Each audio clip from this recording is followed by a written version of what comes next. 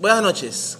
Quisiera comenzar la discusión de los modelos no lineales con un pequeño ejemplo. Todos los modelos que hemos estado haciendo hasta aquí son lineales, en el sentido de que son lineales en los beta, aunque a veces hemos probado modelos cuadráticos, ¿verdad? Cuando hicimos Response Surface, esos modelos cuadráticos siguen siendo lineales. Quisiera que prueben este pequeño ejemplo de la librería MAS. El ejemplo de la librería MAS que se llama WTLOS, me parece que se llama así. WTLOS. Le puede poner la ayuda.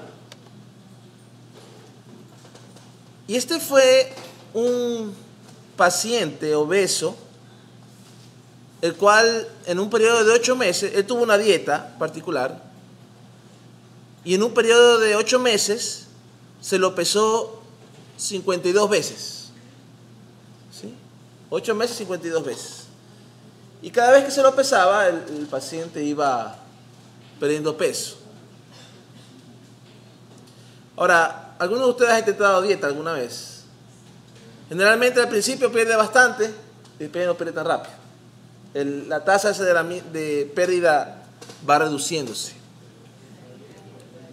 Entonces, para este gráfico o para este conjunto en particular, veamos el peso que está en kilogramos, weight, versus days. Days son los días desde que comenzó la dieta, ¿no? Desde que comenzó el tratamiento, a partir de WTLOS. Ahí está. ¿Qué le parece? Al principio bajó un poco más rápido, después no iba tan rápido. Aquí hubieron unos días que subió, ¿sí ve? Se mantuvo, bajó. ¿Y quién sabe a dónde va? Ahí terminó el asunto, ¿no? Ahora, pudiéramos nosotros ajustar una línea recta. El intercepto tendría una interpretación sin necesidad de centrar. El intercepto sería cuánto él pesaba al principio, ¿verdad? ¿Cuánto pesaba al principio? Ese sería el intercepto. Hagamos la línea recta, solo para probar. M1 igual LM, weight versus days, WTLOS.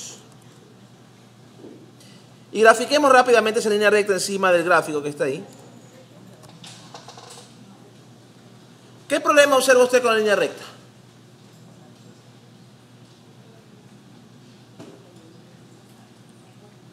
La línea recta se supone que los errores deben ser alrededor de 0, positivos, negativos alrededor de la línea. Pero note que aquí los errores son siempre positivos en este intervalo, ¿no? Por acá son siempre negativos y por acá son siempre positivos.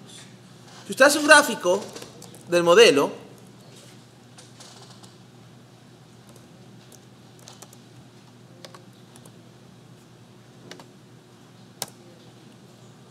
se puede dar cuenta, estos son los errores versus los ajustes. Este gráfico debería lucir completamente aleatorio, no debería haberse ningún patrón. Sin embargo, aquí se ve lo que les decía, ¿no? Errores positivos por aquí, errores negativos por acá, errores positivos por acá. El modelo es incorrecto. El modelo es incorrecto. Tampoco es normal. Esta recta, el QQ norm, debería verse como una línea recta. Este es el gráfico de normalidad, cuantil normal. Y vemos que se ve más bien como una S, en vez de una línea recta. Entonces no son normales los datos. Y bueno, estos son otros gráficos que se pueden hacer.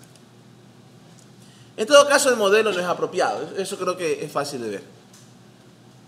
Entonces alguien pudiera decir, bueno, hagamos un modelo cuadrático. ¿Qué le parece? Modelo cuadrático. Entonces, M2 es igual LM weight versus days a partir de weight loss. Este modelo sigue siendo lineal. Ya mismo vamos a ver el no lineal. Este sigue siendo lineal. Hagamos el gráfico original otra vez. Weight versus days weight loss. Y tratemos de hacer un curve del modelo M2. Predict el modelo M2. Un data frame. Days igual X. Add igual true.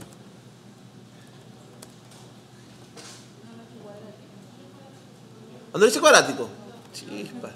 Es el mismo que M1, ¿no? De razón. Más days elevado al cuadrado. Ya, para elevar al cuadrado tiene que utilizar i, porque si no te identifica otra cosa. Cuando hace fórmulas, ¿se acuerda que al cuadrado quiere decir todas las interacciones de dos vías? Diseño de experimentos vimos eso. Para que significa al cuadrado, tiene que ponerle la i mayúscula y cerrarlo en paréntesis. Ahora sí. ¿Qué les parece ese modelo? Parece que se ajusta bien, ¿no? De hecho, usted diría, ah, qué lindo modelo. Se ajusta muy bien. ¿Ya? Ahora, usted hace plot de M2. Se pone aquí, le da Enter. Los residuos parecen aleatorios, ¿no? Ya no hay esa curva que había temprano. Los residuos se ven positivos y negativos alrededor de todo el intervalo. Se ven aquí más normales, no se ven más como una línea recta. Ya no se ve esa forma de S que se veía temprano. Es decir, estos residuos parecen más normales.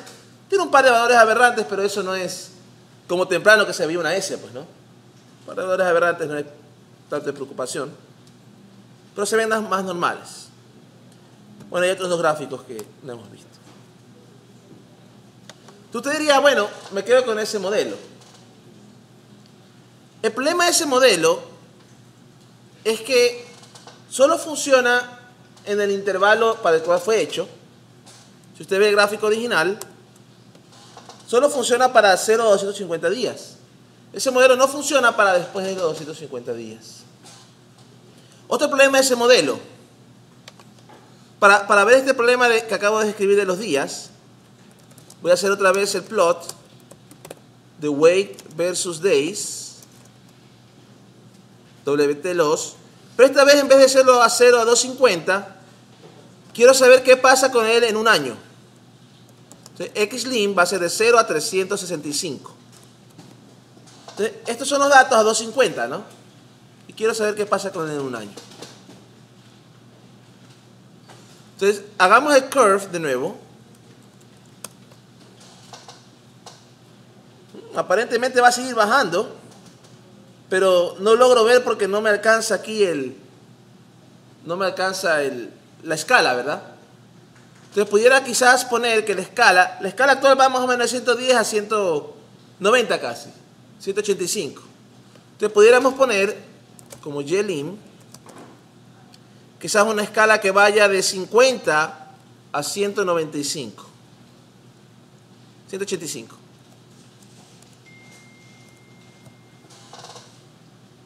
Entonces mire, según este modelo, él va a llegar aquí a un punto mínimo y de ahí va a comenzar a subir. ¿Por qué? Porque este modelo ajusta una parábola. Este modelo ajusta una parábola y según esto, de aquí a 2 años el tipo volverá a estar más pesado, ¿no? Suponiendo que deja el régimen. Aquí la idea es que continúe con su régimen, con su nuevo estilo de vida. Entonces, obviamente este modelo no es bueno para predecir fuera del intervalo. Aparte de eso, de no ser bueno para predecir fuera del intervalo, tenemos otro problema.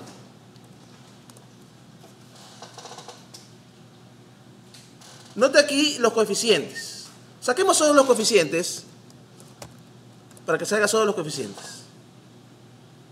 Aquí 1.83 por 10 a la 2 quiere decir 183. Es decir, el tipo al principio parece 183 según la curva. Este de aquí quiere decir menos 0.45 y el de acá menos 0.00069, porque es por 10 a la menos 4. ¿Cómo interpreta esto? ¿Cómo interpreta ahí el coeficiente lineal y el coeficiente cuadrático? ¿Qué interpretación tiene? Si fuera solo lineal, podríamos decir, en el modelo M1,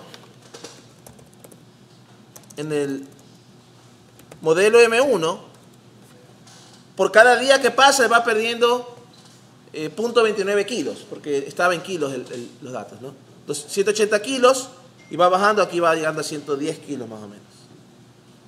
Entonces, según el lineal, va bajando a razón de 0.29 kilos. Pero el cuadrático no tiene esa interpretación. No podemos decir va bajando a razón de, porque hay un lineal, hay un cuadrático. ¿Tendría sentido que el peso baje hasta un mínimo y después va a subir? No. Y de hecho, cuando usted piensa en este tipo de modelación para cuestiones como crecimiento de pollos, crecimiento de plantas, ¿dónde está Lady? Y otro tipo de situaciones donde uno modela crecimiento en productividad, generalmente el crecimiento no es lineal. El crecimiento quizás pueda arrancar así, comienza a crecer rápido hasta que llega un punto de que llega a su tope. Por ejemplo, así es el crecimiento de personas. Ahora, ¿ese crecimiento ahí a usted le luce cuadrático? No, cuadrático es así o es así. Más bien luce como logístico. Sin embargo, logístico no es lineal en los parámetros.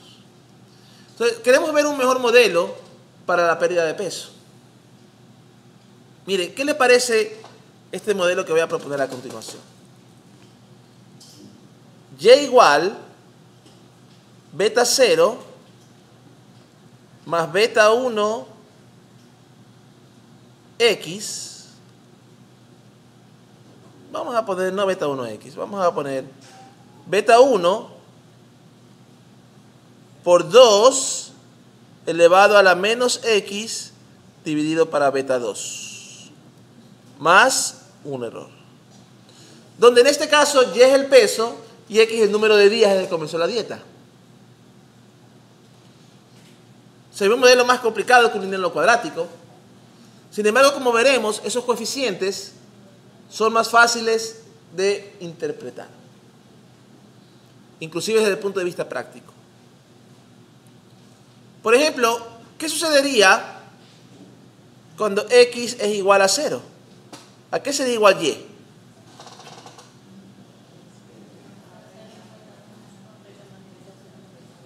¿Sí? Y sería beta 0 más beta 1 más el error. Entonces podríamos pensar en beta 0 más beta 1 como el peso inicial. ¿Qué pasaría cuando X va subiendo? Digamos que X llegue a beta 2. ¿A qué sería igual Y? Beta 0 más beta 1 por un medio. 2 a la menos 1 es un medio. Entonces, quiere decir que cuando ya ha pasado beta 2 días, él ha perdido la mitad de beta 1 en peso. ¿Y qué pasaría a medida que X se va haciendo muy, muy, muy grande? ¿Qué pasaría cuando X tiende al infinito? ¿A qué sería igual Y? Cuando X tiende al infinito, eso, cuando X vale 2 beta 2, aquí quedaría un cuarto, ¿no? 3 beta 2 quedaría un octavo. A medida que X vale infinito, queda simplemente beta 0 más epsilon. Entonces ahora, ¿cómo se interpreta beta 0? Ese es el peso final que va a tener el individuo al concluir, al seguir el régimen. Ese es el peso final que va a tener. No va a perder más. No puede perder más peso. El individuo no puede desaparecer. En el modelo lineal, él desaparecería, ¿verdad? El modelo lineal desaparece. ¿Es eso realista? No. Entonces, aquí, beta 0 es el peso final. Entonces, beta 1, ¿qué sería? La cantidad total de peso que él va a perder. La cantidad total de peso que va a perder. Eso sería beta 1. Cantidad total de peso que va a perder. Es decir, él inicia con su peso que él va a llegar es beta 0, su peso saludable, pero inicia con beta 0 más beta 1. Él va a perder el beta 1 a la larga, ¿verdad? En el infinito, en teoría, porque uno entre más sigue haciendo la dieta, ya va perdiendo más peso, pero ya poquito. ¿Cómo estás, José? En este caso en particular, ¿sí? Ahí te quieren hablar, José. En este caso en particular, este paciente quiere saber su edad, sus características. Aquí dice el libro, que estamos usando como texto guía, Modern Apply, el libro más, ¿no? Voy a abrir rápidamente el libro más.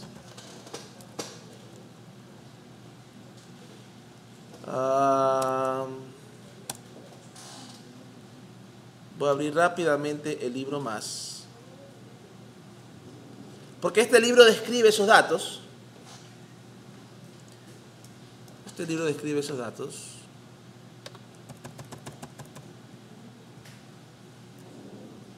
Ya. Este paciente en particular era un hombre de edad 48 años. Su estatura, 193 centímetros, es decir, era un tipo alto. 193 centímetros, a esa estatura. Y también dice que era de large body frame, eso quiere decir con textura gruesa. Con textura gruesa tiene que ver con la estructura de sus huesos. Hay personas que se ven gruesas aunque no tengan nada de grasa porque simplemente los huesos son gruesos, ¿no? Entonces, este señor, con un cierto peso, por ejemplo 100 kilos, ya se veía flaquito. ¿Ya? O sea, 100 kilos para él es quizás su peso ideal. ¿Estamos con esa idea? Él es un alto, este es un tipo alto. ¿Pero cuánto estaba pesando? ¿Con cuánto comenzaba? 180 kilos. ¿Cuánto es 180 kilos? 400 libras casi. 400 libras más. Qué terrible, ¿no? 400 libras. Bueno, perdió peso con esta dieta, pero el modelo cuadrático no lo captura. Entonces, la idea ahora es, para este individuo, ajustar un modelo de esta naturaleza, en el que los parámetros tienen ahora interpretación práctica. Entre las interpretaciones prácticas que hemos descrito, beta 0 es el peso final, beta 1 es el peso que va a perder, y beta 2, ¿qué es?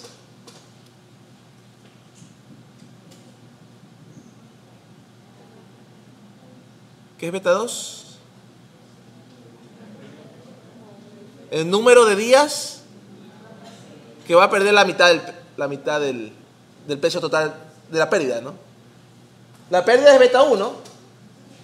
En beta 2 días él perderá la mitad de eso. Y a la larga, en el infinito, pierde todo, pues, ¿no? Hasta que ya llega a su peso donde ya no puede bajar. Una persona no puede seguir bajando de largo, ¿no? O sea, vamos a ver, ¿qué les parece si ajustamos? Volvamos al gráfico original.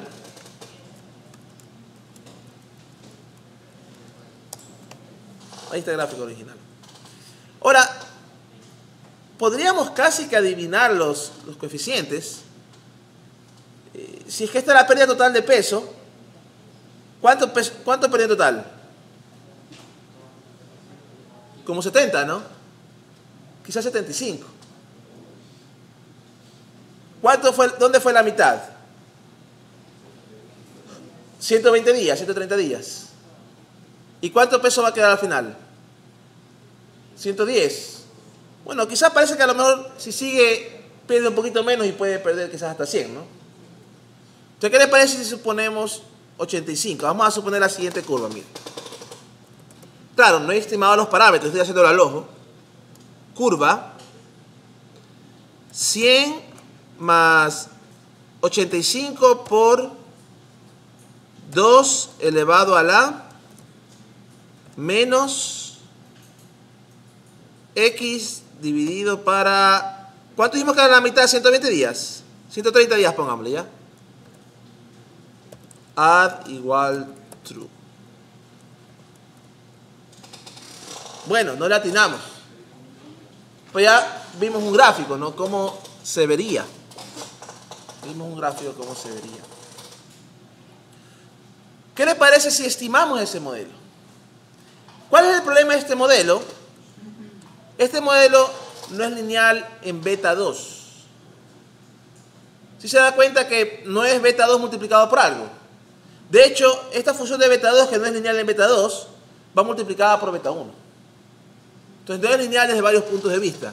El hecho de que beta 1 está multiplicado por algo de beta 2 y el hecho de que beta 2 aparezca así. Entonces, ¿cómo lo vamos a ajustar? Ahorita se me ocurrió estos valores iniciales, pero esos no son los mejores. Pero me dan una idea de por dónde empezar. La idea es, comienzo con estos y comienzo a hacer una iteración hasta encontrar cuáles serían los óptimos. Igual que en regresión, la idea es minimizar la suma cuadrática del error. O sea, el algoritmo que vamos a utilizar minimiza la suma cuadrática del error. Igual que en regresión. Sino que, a diferencia de regresión lineal, en regresión lineal, a ustedes quizás en modelos 1 les enseñaron que había una fórmula.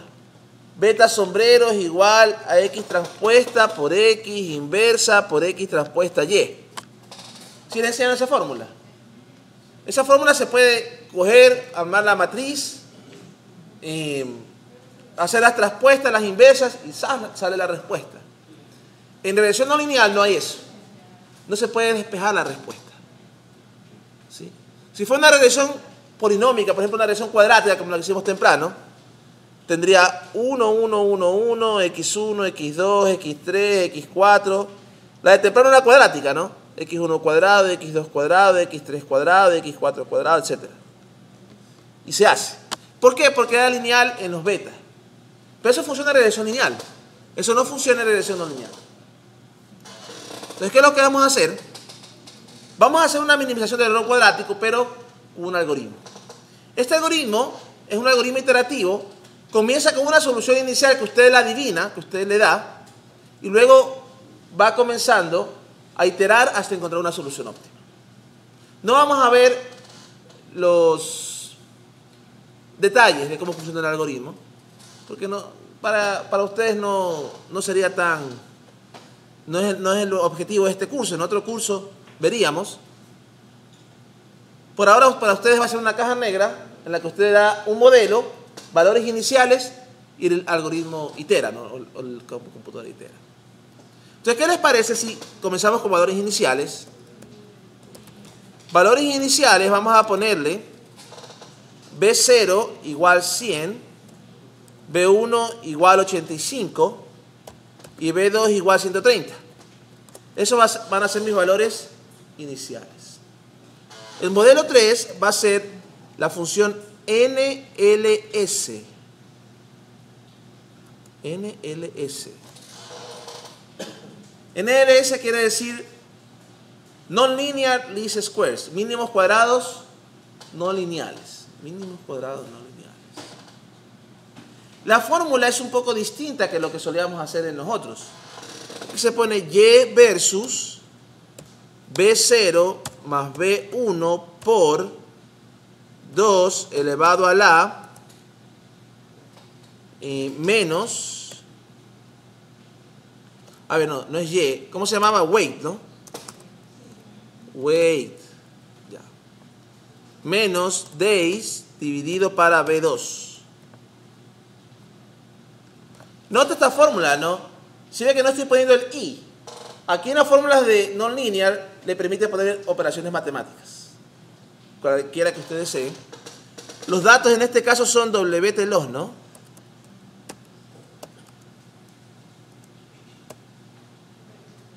Los valores iniciales. El siguiente parámetro no es necesario. Lo voy a poner ahorita para propósitos educativos. Trace. Trace me va mostrando algunas de las iteraciones intermedias. Trace me muestra algunas de las iteraciones intermedias.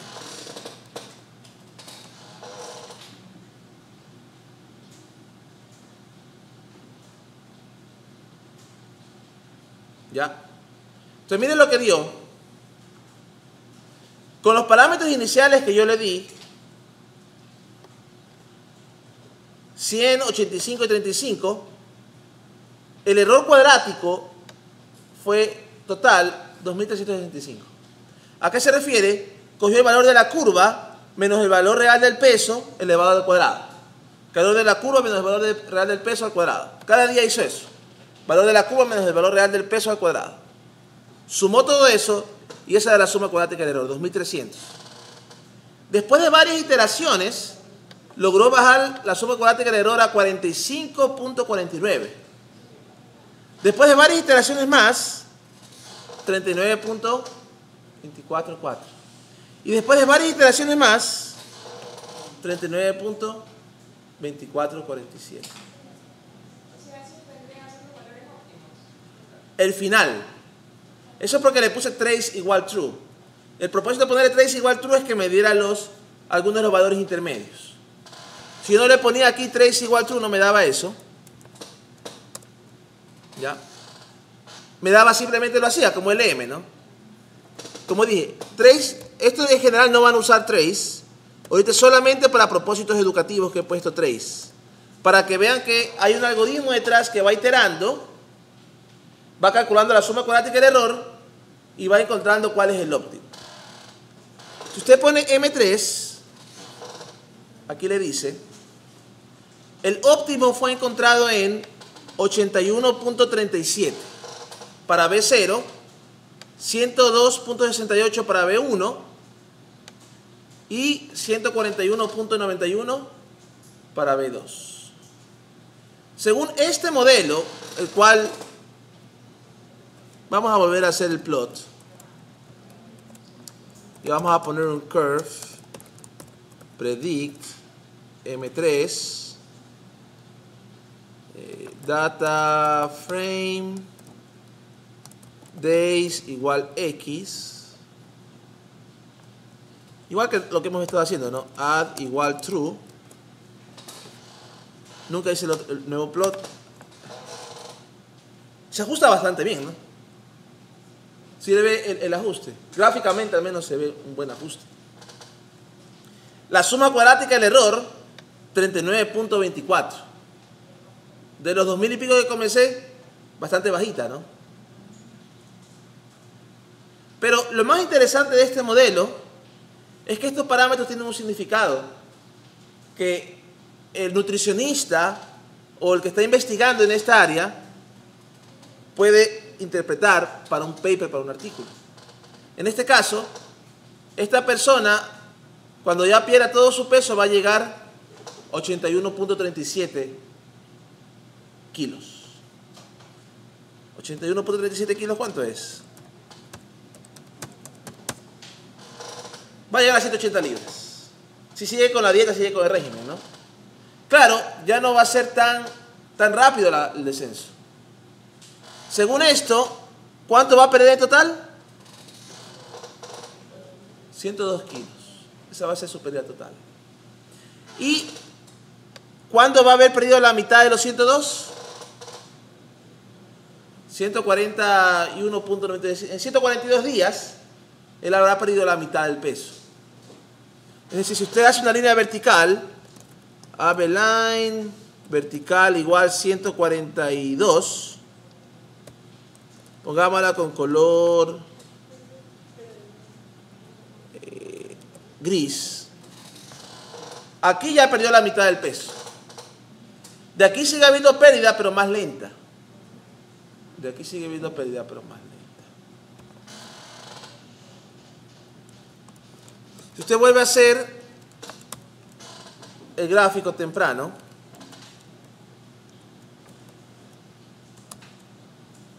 mire, ve, cada vez va más lento, más lento, más lento, más lento la pérdida. Vamos haciendo no un año, hagamos 2 años. 365 por 2. ¿Sí ve?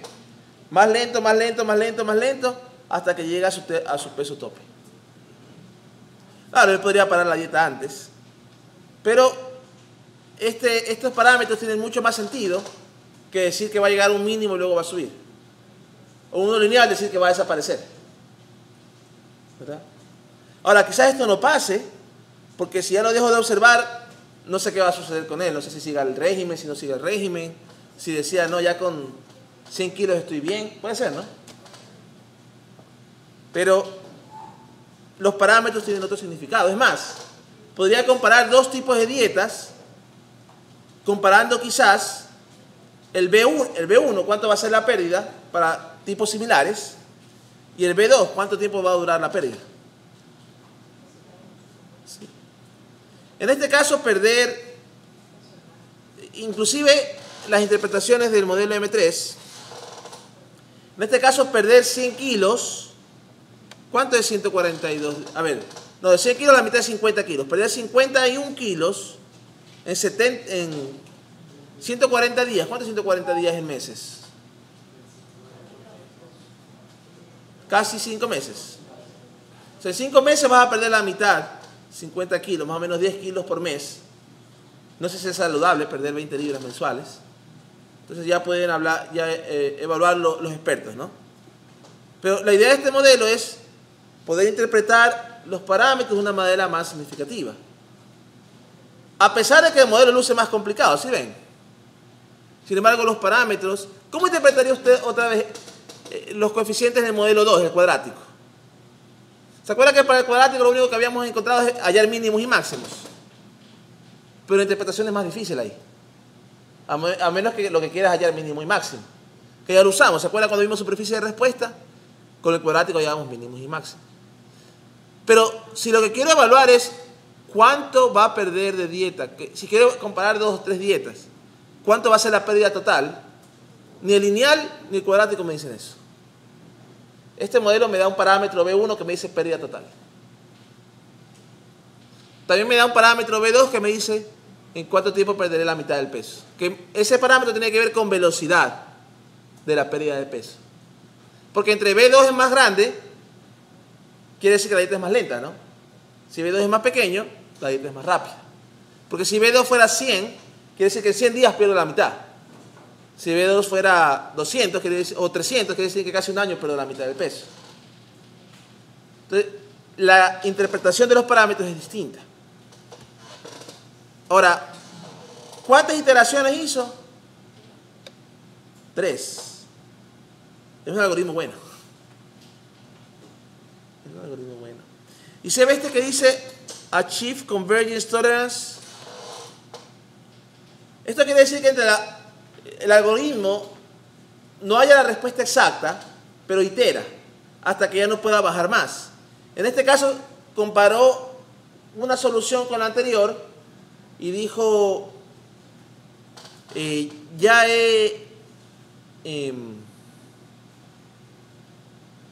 comparó una solución con la anterior y vio que el cambio fue no más de 1.208 por 10 a la menos 6. No cambió mucho y dice, ya me quedo aquí. ¿Sí? Vamos al summary.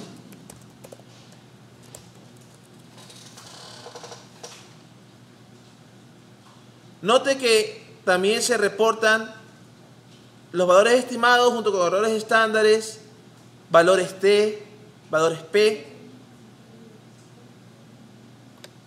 El error promedio residual es 0.8949 kilos, 49 grados de libertad. Cosas similares a las que nos ha dado antes, ¿no? ¿Qué le parece?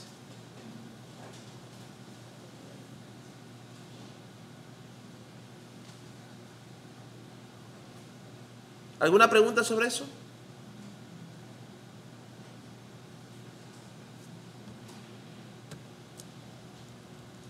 Ahora,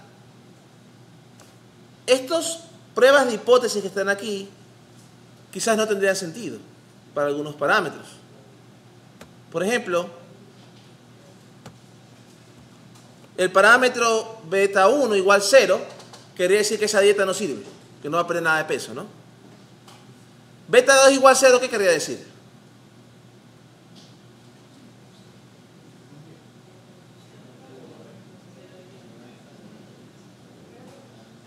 X y 2 para 0 es infinito, ¿no? No tiene sentido. Entonces, las pruebas de hipótesis son un poquito distintas. Porque tenemos que pensar un poco más. Beta 0 igual 0, ¿qué querría decir? Que al final de la dieta va a desaparecer. No tendría sentido esa prueba de hipótesis. Ah, pero ¿qué prueba de hipótesis tendría sentido? Por ejemplo, quizás al principio, ahora, antes de decir esto, ¿no? Las pruebas de hipótesis no se deben formular viendo los datos. Se deben formular antes de hacer el experimento.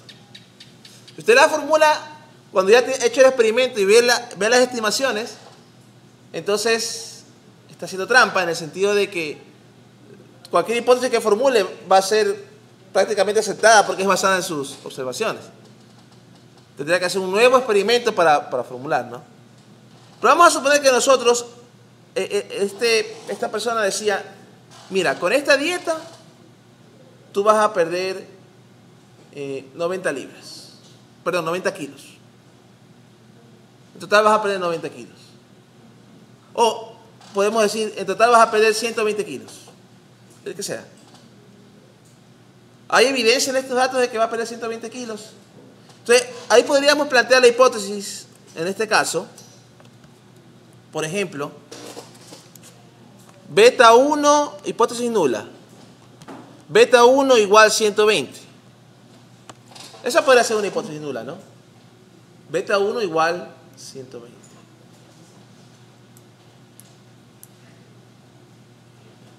Entonces, ¿cómo pudiéramos nosotros probar esa hipótesis? Beta 1 igual 120 versus beta 1 distinto de 120.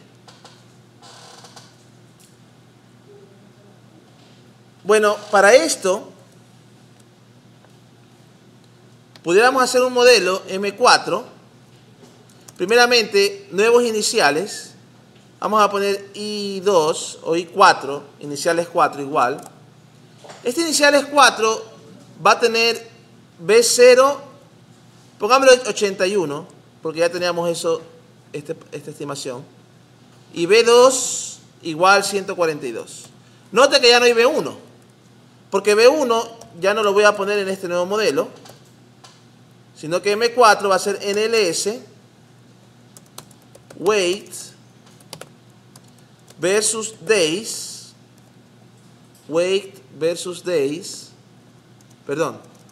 versus B0 más 120 por, abro paréntesis, no, por 2, elevado a la, abro paréntesis, menos days dividido para B2.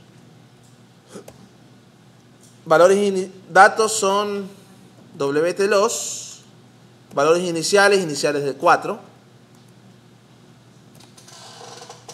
¿Qué sucedió? Yo quería ver la hipótesis de que B1 fuese 120, ¿no? Entonces, ¿qué es lo que hice ahí? Le puse 120 en vez de B1 y note que desapareció B1 de los iniciales y también desapareció B1 de acá del modelo. Que dio esto. Los grados de libertad cambiaban, la anterior eran 49, ahora son 50 grados de libertad. Y obviamente ya no se estimó B1, ¿verdad? Entonces ahora usted pudiera intentar hacer esto, ANOVA, M4, M3. Y esa prueba de hipótesis, note los dos modelos aquí.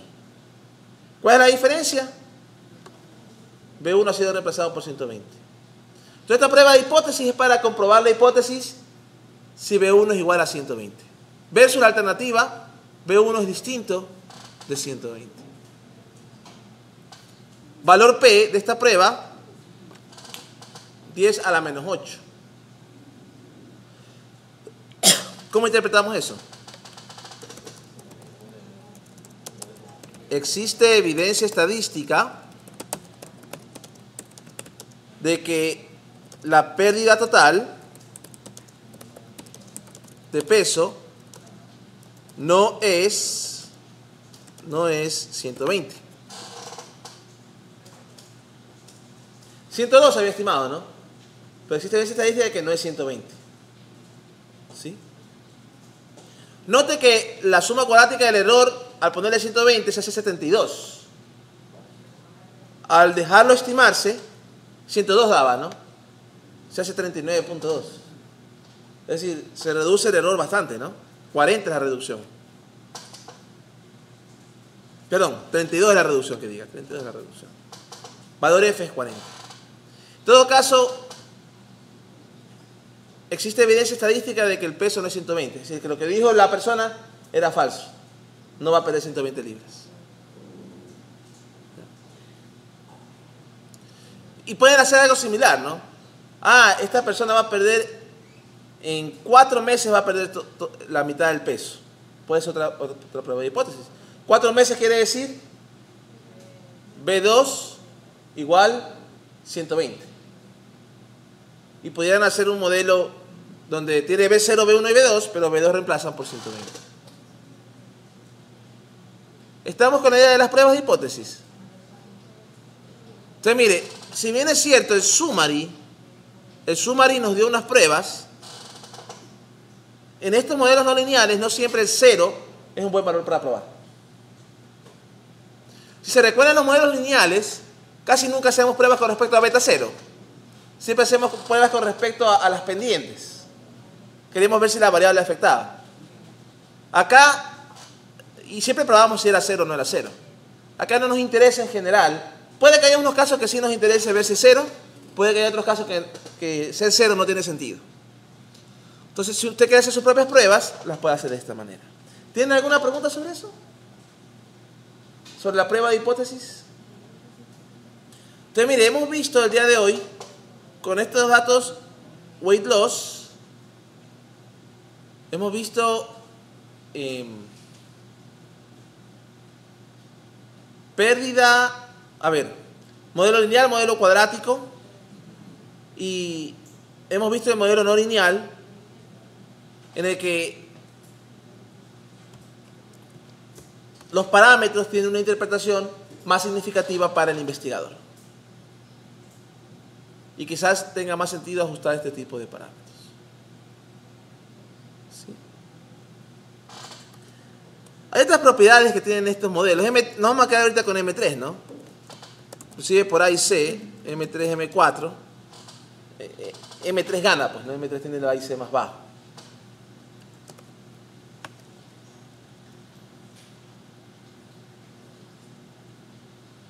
M3 tiene algunas cositas interesantes.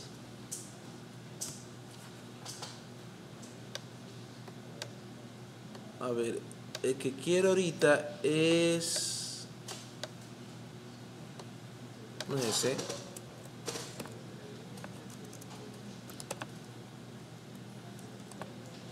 Ya. Este es. Si usted pone M3$conf info, siempre es bueno verlo porque este da información acerca de la convergencia. ¿Cuál es el error más típico que yo he visto al usar estos modelos? Y a veces han venido personas a preguntarme, oiga, ajusté este modelo pero no me funciona. Verá, si usted los valores iniciales no los escoge bien, puede que el modelo no converja o el proceso iterativo no converja. Igual funciona, el R funciona y le da cosas, porque a veces puede que no converja, pero sí estemos cerca de la solución. Por eso le permite hacer cosas. Sin embargo, es bueno saber esto, para ver qué sucedió. El conf info, primeramente dice si convergió. Si convergió, aquí sale true. Si no convergió, sale false. Número de iteraciones, dice aquí 3 iteraciones. Y el mensaje con el que paró fue converge, convergió. Hay situaciones en que puede que no converja, ¿no? Y esas situaciones habría que tratarlas cada una por separado. Otra cosa que me da es el control.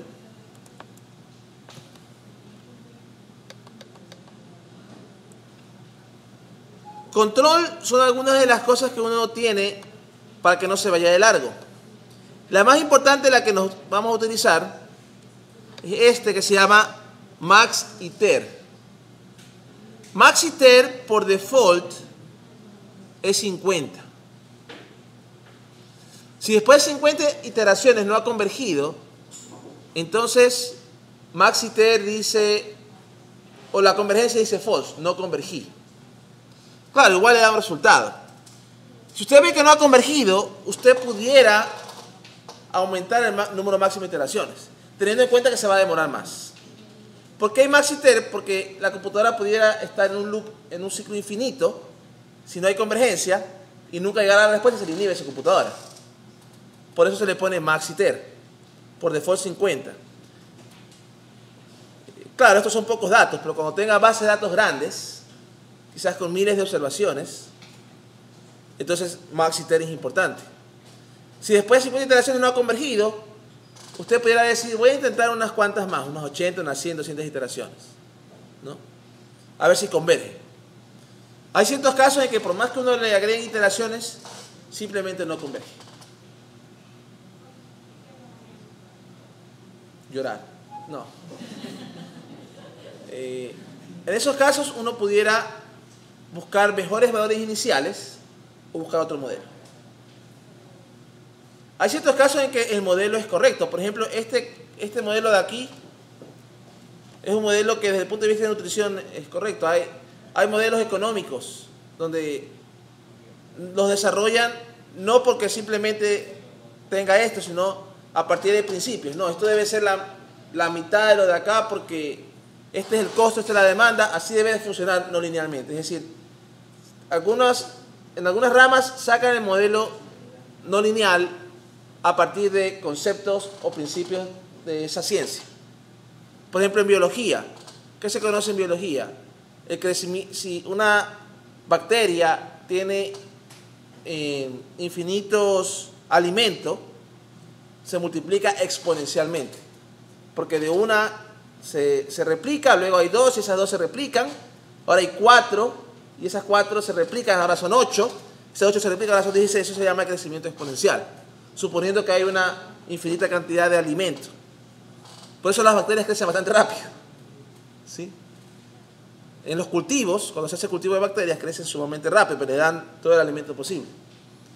Entonces, en ese caso, por ejemplo, crecimiento exponencial pudiera ser un modelo. Y quizás, en un caso así, pudiera ajustarse un modelo no lineal, y igual beta 0 por e a la menos beta 1x. Bueno, aunque ese modelo es linealizable, más adelante lo haremos linealizable. Beta 0. ¿Sí?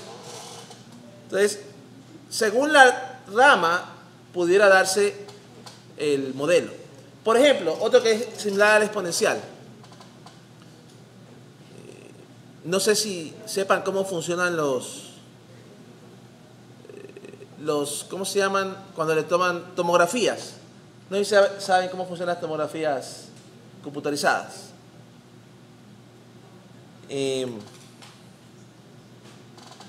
Normalmente, vamos a suponer que esta es la fotito, o este es usted, y en un plano, aquí hay varias fuentes de un cierto tipo de rayo, ¿no? Puede ser rayo X, puede ser rayos gamma, cada vez tienen distintos tipos de rayos, ¿no?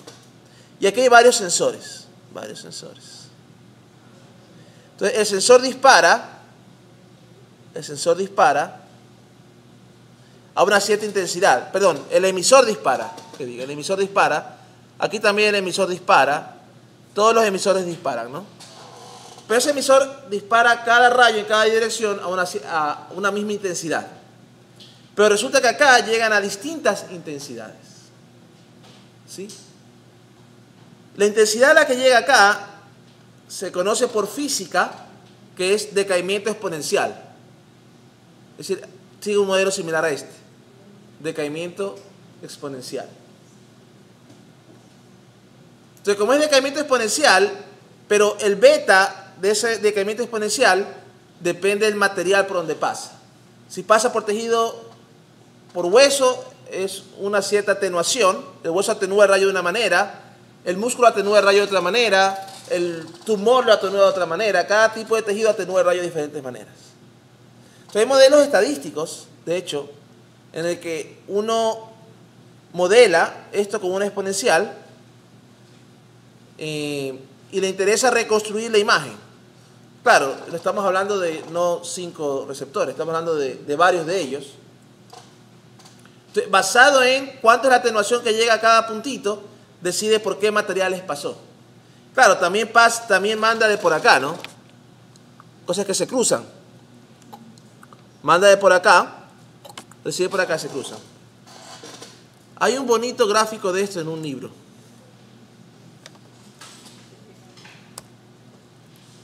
Me gusta, usted sabe mostrarles de los libros las cosas, ¿no?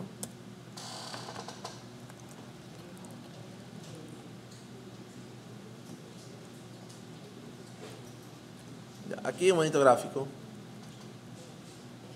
Ya, ahí está. Tomografía computarizada, mire. En este caso, esta es una imagen. Aquí está el tejido que voy a hacerle. Aquí está una fuente, un emisor. Aquí hay varios receptores. Aquí hay otra fuente, otro emisor. Aquí hay varios receptores. Cada uno de estos cuadritos es un píxel de la imagen. Esta es una imagen de 5 píxeles. En vida real no se hacen de 5 por 5 píxeles. Quizás se haga 64 por 64 píxeles o 100 por 100 píxeles. 720 por 4 por 1080, 1920 por 1080, alta definición. Ya son equipos más sofisticados, ¿no? Pero la idea es básica. Según por dónde pasa, según cada parte del tejido, hay una atenuación. Y aquí está, ¿no? La intensidad final es igual a la intensidad inicial por E a la menos teta X, donde teta es la atenuación. Bueno, es un libro de modelos estadísticos mixtos y aquí se enseña cómo hacer eso, ¿no? ¿Pero a dónde quiero llegar? Que estos modelos no lineales a veces se desarrollan según la ley de la materia. Pueden ser modelos motivados por biología, por física, por agronomía, por agricultura, etcétera, etcétera, etcétera. Por nutricionista. Con la asistencia del matemático o del estadístico. ¿Verdad? En ese tipo de problemas uno tiene que tratar de comprender bien con quién va a trabajar. Entonces, a veces los estadísticos por eso no trabajamos solos. En la dieta trabajamos con el nutricionista, podemos trabajar con el biólogo, con el físico. En este caso con el de física médica para ver cómo podemos hacer ese aparato, ¿no? Todas estas cosas han tenido sus aplicaciones a lo largo del tiempo. Como les dije, hay unas curvas de crecimiento que lucen así. Hay otras curvas de crecimiento, en cambio, que lucen así. Crecen rápido y de ahí decrecen. Les voy a enseñar algunas de esas aquí en el curso, pues, ¿no? La idea es enseñar algunas de las no lineales que ya existen, que ya se conocen, para que ustedes las conozcan. Les presento. Esa de ahí permite un decaimiento, es un decaimiento exponencial como una asíntota. ¿Sí? Es similar al modelo de acá. Este de acá, en cambio, es un crecimiento exponencial con una asíntota. Este es un crecimiento desacelerado, acelerado, luego desacelerado. Este es un doble exponencial, o también por logístico se puede hacer. Y una serie de otros modelos que les voy a mostrar, sí. Pero quería por lo menos que vieran de qué se tratan los modelos no lineales y por qué los estamos viendo. Porque hay algunas situaciones, situaciones de investigación en empresas, en laboratorios, donde los no lineales serían los apropiados. Serían mejor la interpretación de los parámetros. ¿Está bien? Un tema más que les quiero dar de no lineal, antes de pasar a ver los distintos modelos. En algunos casos, el no lineal funciona mejor cuando uno le da la derivada. Eso quiero ver con ustedes, ¿no?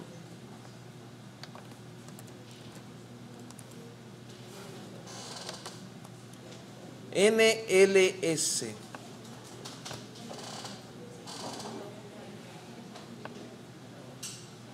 NLS.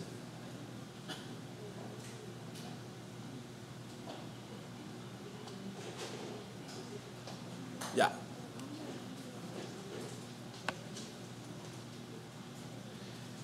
En ciertos casos, el NLS quizás no le converja, o quizás cuando uno entiende el algoritmo por dentro, el NLS utiliza derivadas.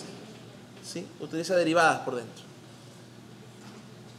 Y esa derivada exige que la función no lineal se evalúe varias veces, por cada punto y varias veces. Entonces es posible que a veces converja rápido, es posible que a veces no converja, pero es posible también hacer mejores aproximaciones.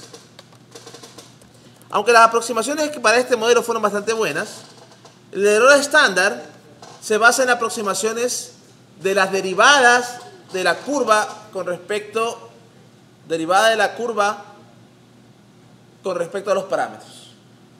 Si tenemos esa curva, ¿no? Esa exponencial, para llegar a estos errores estándares, otra vez, son fórmulas simplemente, pero las fórmulas son basadas en la derivada de la curvita esa con respecto a B0, con respecto a B1 y con respecto a B2. Entonces tenemos esta curva. Escribámosla nuevamente. La curva es que la media de Y es igual a beta 0 más beta 1 por 2 elevado a la menos X sobre beta 2. Esa es la curva. Entonces, el algoritmo necesita las derivadas con respecto a beta 0. Como no le dimos las derivadas, el algoritmo calculó las derivadas numéricamente. Para calcular la derivada cada vez, hizo una derivada numérica. Eso, además de hacerlo un poquito más lento, el cálculo, hace aproximaciones un poquito menos precisas. Puede que en este caso no sea tan diferente, pero en muchos casos el que el algoritmo sepa las derivadas pudiera hacer la diferencia entre que converge y no converja. Y en muchos casos, al saber al algoritmo darle las derivadas, él pudiera estimar mejor los errores estándares de cada parámetro. ¿Sí? Como repito, en este caso puede que dé lo mismo, pero hay casos en que proveer las derivadas le puede ayudar bastante al algoritmo. ¿Estamos con esa idea? ¿Cómo le proveemos las derivadas? Primeramente calculemos las derivadas, ¿está bien? Calculemos las derivadas. La derivada sería, ¿cuánto sería la derivada de mu con respecto a beta 0? ¿Cuánto es la derivada de mu con respecto a beta 0? 1, ¿verdad? ¿Cuánto es la derivada de mu con respecto a beta 1? 2e a la menos x. ¿Y cuánto es la derivada de mu con respecto a beta 2? Ahí los quiero ver. Logaritmo natural, ahí por ahí va, quedaría beta 1, logaritmo natural de 2 por 2 a la menos x sobre beta 2 y por la derivada de lo que está dentro, ¿no? ¿Y cómo será la derivada de lo que está dentro?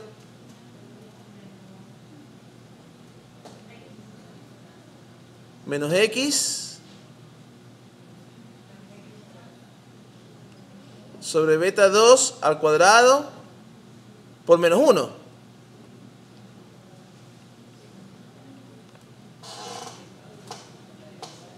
¿Sí, no? Menos con menos se va ¿Qué queda?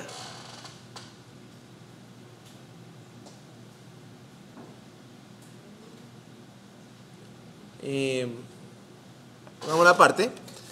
Derivada de mu con respecto a beta 2 queda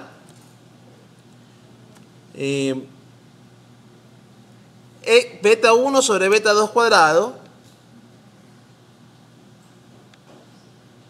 No sé por qué le puse beta 1 a la 1 ahí. Beta 1 sobre beta 2 cuadrado por x por logaritmo natural de 2 y por 2 a la menos x sobre beta 2. Déjenme chequear el libro para ver si me dio el correcto.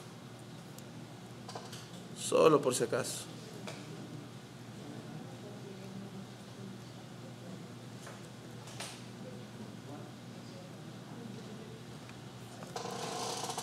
Beta 1, x, beta 2 cuadrado. Sí, sí dio.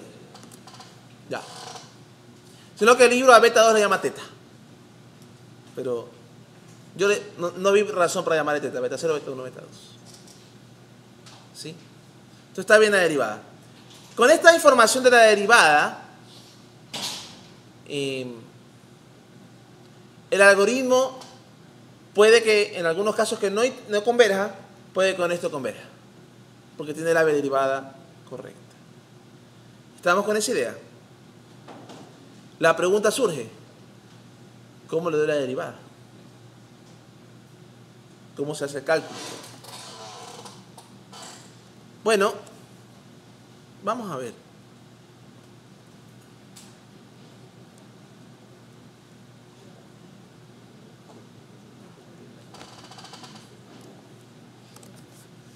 Para hacerlo del cálculo,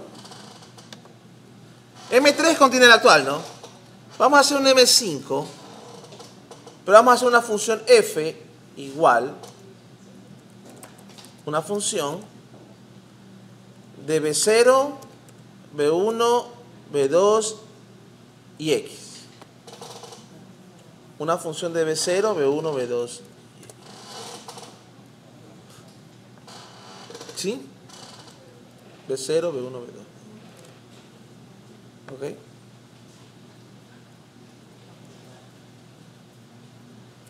A ver, veamos nuestras derivadas. Este es facilita, este es 1, ¿no? Este término 2 a la menos x sobre beta 2 aparece en el cálculo de la función, aparece en la derivada de beta 1 y aparece en la derivada de beta 2. ¿Sí se dan cuenta? Ya. Como aparece 3 veces, lo voy a calcular una sola vez. O sea, vamos a poner k igual 2 elevado a la... ¿Cuánto era? Menos x sobre menos x sobre b2. ¿Estamos?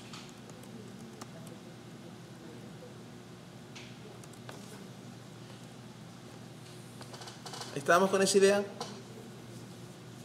Ahora, el valor que va a devolver la función es b0 más b1 por k, ¿verdad? Ese es el valor que devuelve la función.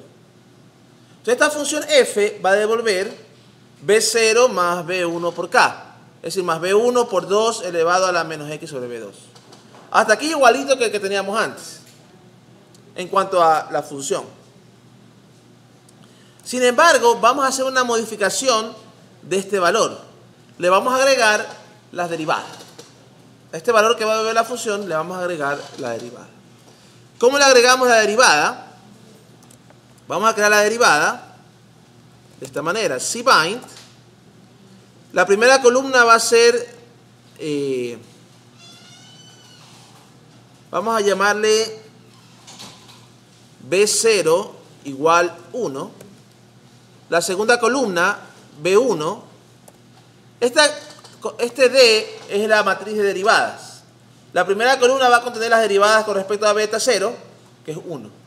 La segunda columna contendrá las derivadas con respecto a B1. ¿Cuánto es la derivada con respecto a B1? 2 a la menos x sobre beta 2, ¿no? Es decir, K. K era eso, ¿no? ¿Y cuánto es la derivada con respecto a B2? Era... Acá estaba mejor. B1 por X logaritmo de 2 por K dividido para beta 2 cuadrada. A ver. B1 por X por logaritmo de 2. B1 por X por logaritmo de 2 por K dividido para B2 cuadrado. Así es, ¿no? Esa matriz contendrá las derivadas evaluadas en cada X. ¿Sí? Aquí lo que produce las filas es X, ¿no? Porque X son todo el vector de Díaz, en este caso de nuestro modelo. Entonces ahí van las derivadas. Por si acaso, no voy a pedirles en un examen que deriven porque algunos aquí no tienen base politécnica o matemática de derivadas. Al menos entre los dos paralelos, porque también voy a dar este curso de otro paralelo, hay personas que no tienen las bases de derivadas. Entonces, en un examen yo les daría las derivadas, o en un proyecto ya tendrían que buscar las derivadas, ¿no? Más adelante les voy a hablar de las funciones que hacen la derivada automáticamente. En todo caso, ya tengo aquí el valor de la función y una matriz de derivadas.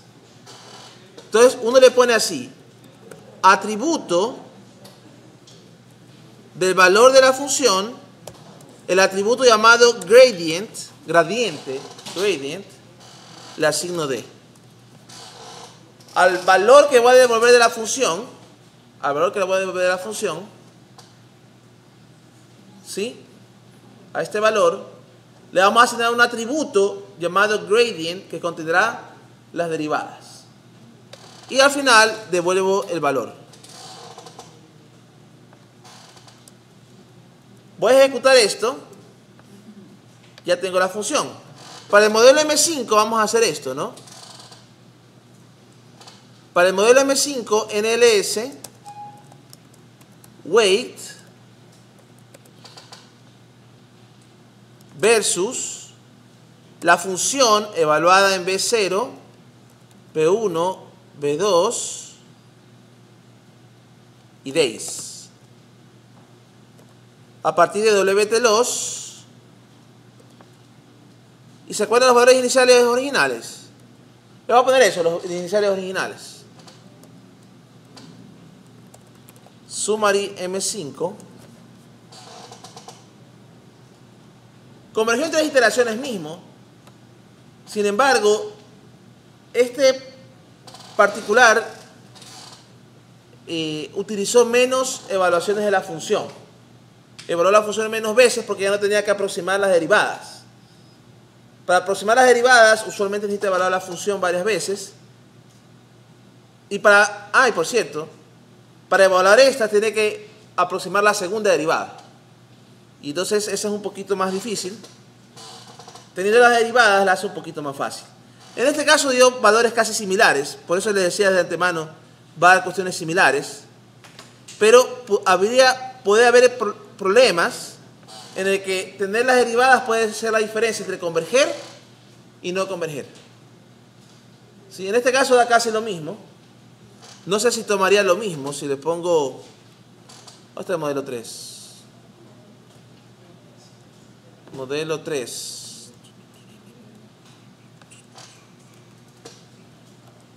Sin trace. La función system_time, en vez de igual ponen aquí así, permite ver cuánto se demora algo, ¿no? Sino que con las computadoras de ahora el tiempo redondeado salió 0 segundos. Lo hizo muy rápido.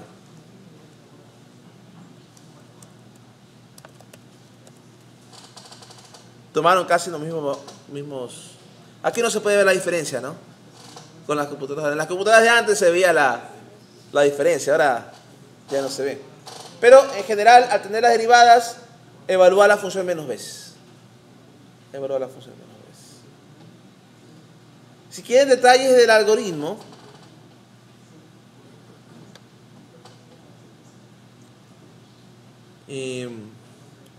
pueden leer este sitio web que es la librería Port. La librería Port tiene ciertos detalles acerca del algoritmo. El libro guía, el texto base, también tiene unos cuantos detallitos, ¿no?, de cómo funciona la iteración.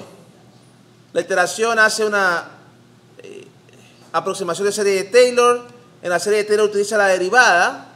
Si no le da la derivada, el algoritmo la calcula numéricamente. Si se la da, es más rápido.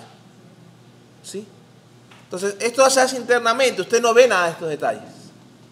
Pero sepa que en algunos casos la convergencia se puede dar a que la aproximación numérica de la derivada no es buena. Y puede decaldarle usted la derivada, converja, ¿no? Yo creo que es suficiente por ahora. ¿Qué les parece si ahora les pongo un pequeño ejercicio, problema, para que ustedes trabajen en él? Antes del problema, sí quería darles la función deriv. ¿Sí vio todo lo que tuvimos que escribir para hacer esta función f? Bastante, ¿no? ¿Qué problema? Y tuvimos que hacer ¿qué otra cosa? Derivar. Los proyectiles están que se ríen con la derivada, pero no todos se ríen con una derivada. En el momento que ya ves 2 a la menos x sobre beta 2, se echa un balde de agua fría encima. R tiene una facilidad para poder hacer derivadas automáticamente. ¿Sí? Entonces, quería mostrarles esa también. ¿Cómo se hace, no? Ya, mire. Vamos a hacer una función g igual, no una función, vamos a poner deriv. C es deriv. La expresión b0 más b1 por 2 elevado a la menos x dividido para b2. ¿Qué le parece? Deriv. ¿Qué es lo que le doy a deriv? A deriv le estoy dando la función no lineal, pues, ¿no? La función que voy a ajustar a los datos. También a deriv le debo de dar cuáles son las variables. Las variables son, los nombres de las variables son b0, b1 y b2. Le digo a deriv, mire, tengo esta expresión aquí, quiero que esta expresión derive con respecto a b0, con respecto a b1 y con respecto a b2, pero debo darle los nombres, entre comillas, con respecto a qué quiero que derive. Y quiero que me devuelva una función basada en b0, b1, b2 y x. Le tiene aquí abrir y cerrar llaves para indicar la función final, ¿no?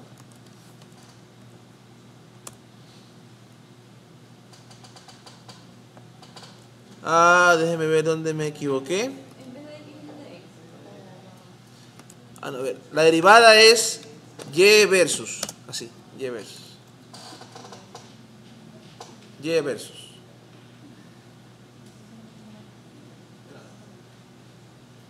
No, pues acá hicimos eso, ¿no? Pusimos aquí x y luego al dársela al modelo, al alimentársela, evaluó la función f en b0, b1, b2 y b. Pero en la función se llama x. Acá algo parecido, ¿no? Se pone y versus, aquí está la no lineal, cuáles son los parámetros, b0, b1, b2 y cuál es la función final que quiero. Y usted observa esta función g, automáticamente hizo las derivadas, se dio cuenta que el x3 lo tenía que calcular una sola vez, hizo el valor de la función, hizo el valor del gradiente, ya le puso aquí un arreglo con los nombres y dijo 1, expresión 3, e hizo esto de acá automáticamente. Ese deriv tiene la capacidad de sacar derivadas simbólicas por usted. No sé si ha visto derivar antes. ¿Ya? Solo para probar, ¿no? Deriv, si usted pone Y versus, qué sé yo, A más B por X más B más C por X al cuadrado. ¿Alguien sabe derivar aquí?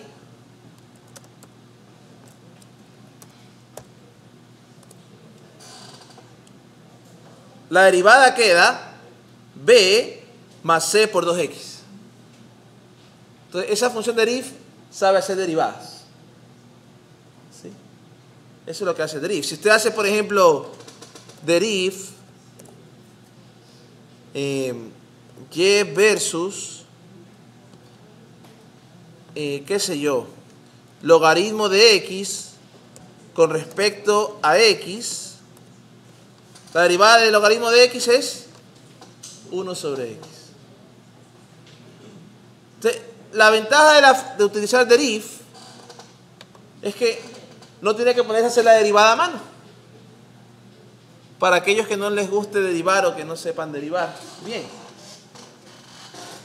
El deriv hace la derivada por usted y luego aquí, como le pusimos que me devuelve una función de B0, B1, B2 y de X, entonces usted lo único que hace después para hacer M5 o M6, NLS, igualito que el otro, ¿no? Weight versus la función G evaluada en B0, B1, B2 y days, WT los iniciales. Y eso funciona. Eso funciona. Convergió en 3. En vez de escribir la derivada, ¿cuál fue más corto? Escribir el F que está acá o el G. El G, ¿no?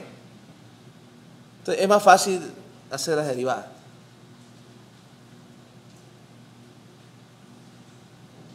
Si no le gustaba R antes, el hecho de que le derive automáticamente debería hacerle que le guste un poquito más. ¿Sí? Alguna vez, en alguna parte tuvimos que usar Excel para, cuando todavía no era muy popular R, ¿no? Para hallar la estimación de un modelo no lineal. Y había que hacer las derivadas a mano, poner las fórmulas a mano en Excel y eso toma su tiempo, ¿no? En cambio en R, note para ajustar el modelo, con derivada incluida. Aquí está el comando de la derivada, es un comando, el comando del ajuste, otro comando. Y el comando de los valores iniciales, pues, ¿no?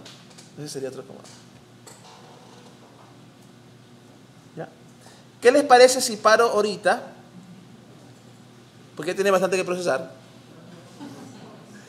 Voy a parar ahorita, voy a subir a YouTube el video y voy a subir el código a SeedWeb, el PowerPoint, y les voy a buscar un ejercicio para que hagan. ¿Está bien?